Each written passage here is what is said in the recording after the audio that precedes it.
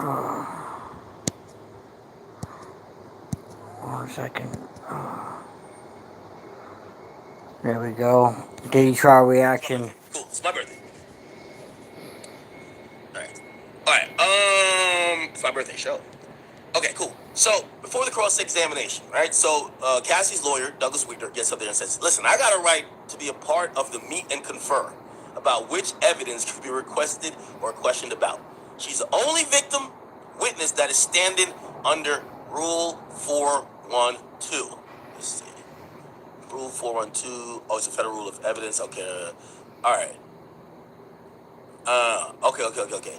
So yeah, her lawyer is pushing for his input in this criminal case. And granted, this isn't between Sean Combs, Cassie, and the government.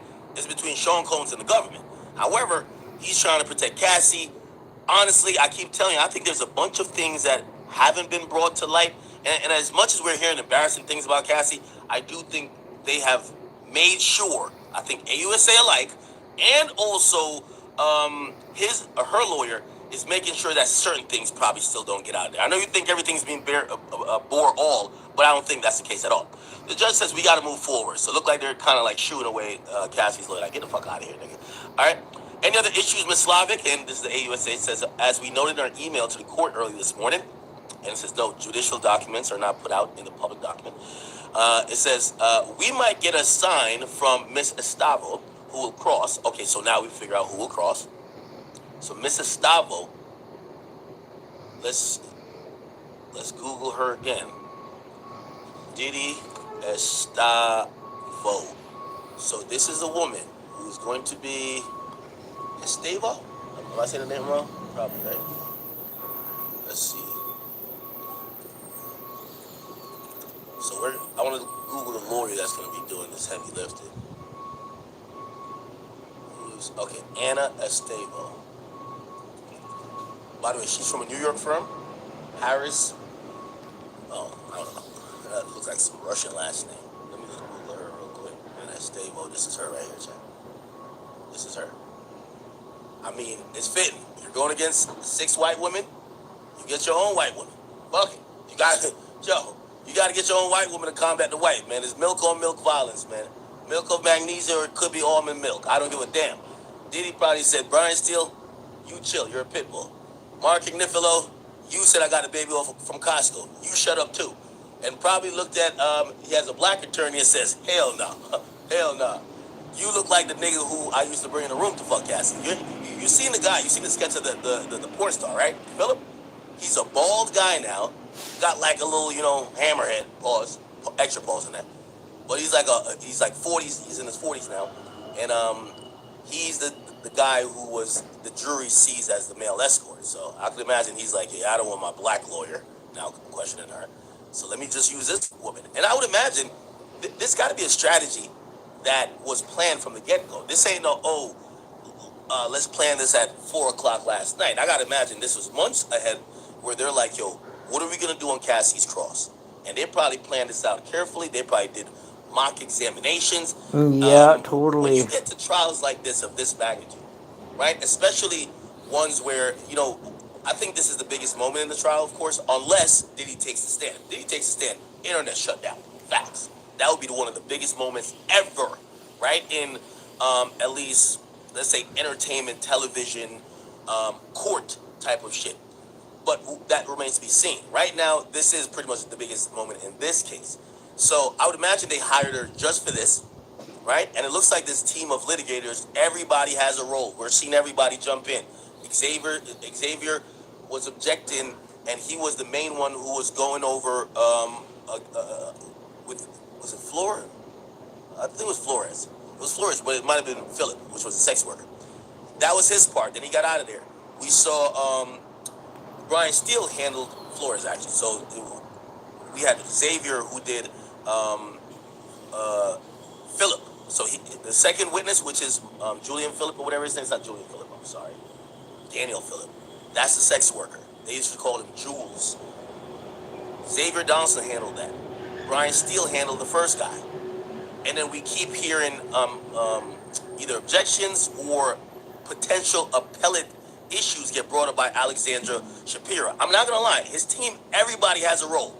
It's not just 9 lawyers all trying to do the same thing. We all know, if anybody watches basketball or shit, if you watch even football, if everybody needs the ball to shoot, you probably ain't going to have a team that win. Word to LeBron. You get what I'm saying?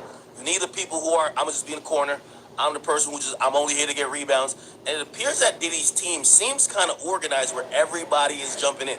We haven't heard too much about her until she was carving out and prepping what they could ask Cassie. So I guess her job is to do the cross. Now, here's the thing. There could be another attorney, or they could switch places when it comes to redirect, or not redirect, recross. But we'll see. So cool. So now we know Esteve, I'm going to fuck up her name every time. Estavo will be doing the cross. Slavic then says the defense last night dumped 400 exhibits on us. This can't continue. Not during the whole trial. And the judge says, Mrs. Stavo, what's up, yo? And she then says, we've been working tirelessly in response to Mrs. Ventura's testimony. The judge then says, Mark. Now, Mark is supposedly the lead, right? Even though we haven't seen him really do any work other than address the judge. He hasn't cross-examined any of these witnesses, okay? The judge says, Mark, I thought you were going to take this off my plate, right? The judge did have a conversation with Mark at the beginning of the trial. Mark starts to say, this is Mark Agnafilio, says, I will keep trying, but this is the main witness, Judge. She stands by herself. We've been doing this all night until 3 in the morning. We flagged exhibits for them. Hey, Vivo V25G, what's up? There are 24 exhibits that the government has objections to. How are you? They're listed in the chart. The judge says, just the one in the chart. Again, these are judicial documents. They're not going into the public docket. And, yeah. Okay, cool. So now, looks like they get past those issues rather quickly. They say bring the jury in, and the jury then enters the court. Thank you for stopping by, Vivo. I appreciate that. Thank you for stopping by. I appreciate that very much. Thank you. Obviously, Cassie is entering the court as well. Cassie's sworn in. The jury is sworn in. And basically, they're beginning. So this is the start of Cassie being cross-examined. So it's like they say, Ms. Ventura, did you love Diddy? She said, I did. They said, for 11 years, did you take care of him? She said, in some ways. Gustavo then says, did you call him larger than life? She then says, I did. I'm watching what's it called, a trial update thing about Diddy. At times, he's able to type. I don't know how he's able to type. From Diddy Academics. And hello, Karaman. Sorry, I can't say your name right properly, but hello. But yeah, I'm watching Diddy trial update from a guy named DJ Academics. This is important. We learned yesterday that they're taking your phones when you walk in the court. So when you walk in the court, they're taking your phones. So somehow he's able to scribe this, and I think he has a special access because he's fought so much cases of lack of transparency and media privilege. He's always in SDNY, which is that court, that federal court, and he's he's raised so many motions and fought so many cases, especially against the UN, the United Nations, that he's allowed, or I don't know how allowed, but he has some type of either carve out or he has some type of device, right, that he could tweet all this out. So we really only have one source, which is him, until the other people who are in there taking notes, they come out of the courtroom, and then we could go to a couple of the different sources and see what they're saying. You get what I'm saying? So until then, we really only have this. And by the way, this is not only for us. NBC News, Law and Crimes, CNN, E! News, they're all using this guy. Everybody sources this guy because no one is allowed to have a phone or electronic device in there to be able to give their own versions. You're allowed to take your notes, pen and paper, that's it. So, we'll be waiting. Okay. It says, others called him Diddy or Puff Daddy, but you called him Sean, right? She said yes. Gustavo says, you know a version of him that the world couldn't see, right? Then the AUSA says objection. The judge says overruled. Ventura says, in what ways? Now, I think we're watching how Gustavo is trying to set this up. She's establishing, you loved him, you viewed him a certain way. We don't know where she's going yet, but clearly This is the strategy to set up what we're anticipating to be a long cross-examination process of Cassandra Ventura. Remember, Diddy affectionately used to call her Cece, which stood for Cassandra Combs, even though we could tell he had no plans to get married to her. You get what I'm saying? Anyway, can't stop, won't stop, huh? Yeah, we're gonna see how this is. Let me tell you this: this all-star lineup, if not for the result, we don't know what the result of this is gonna be. But what Diddy is paying for all these lawyers to be here on trial, all the paralegals, investigators, the ancillary people, administrative people, that's what comes with He's every reading time a you hire one of these play-by-play directors thing of from a the high court, powered what's going firm. on in the courts They're right going to get now in access to their New York paralegals. City They're going to get with access to their Diddy. administrative people. So you're compounding a team that is scouring. Like if they're all, you got to remember, right at this moment they're working 24 hours. You know, a lot of lawyers work off billable hours, right?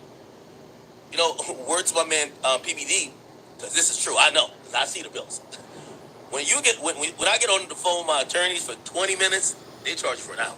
So when you see like what the fuck, a $1,200 phone call, what the fuck? We just talked for 20 minutes. It is what it is. Diddy got 9 lawyers. They're also charging top dollar. Not only because they're going to charge a premium as Diddy, Brian Steele just came off dropping a smooth 81 points. He's charging top dollar. Mark Agnafilio is dropping top dollar. You have Tenny. You have all these other people. But also, then you got to think about it. Diddy's paying for a PR firm. Diddy's Diddy's hemorrhaging cash right now. Not saying he doesn't have it. He did liquidate a bunch of things. And I think he prepared a war chest. Remember, he was trying to sell the plane, trying to sell the house.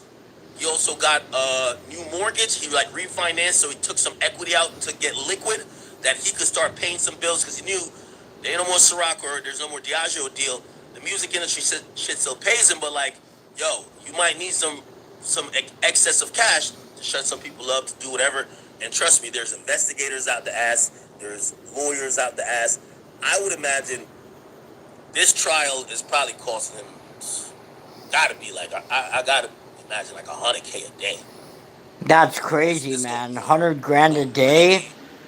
This is gonna Holy be really one of fuck. those. If you ask me, this is just.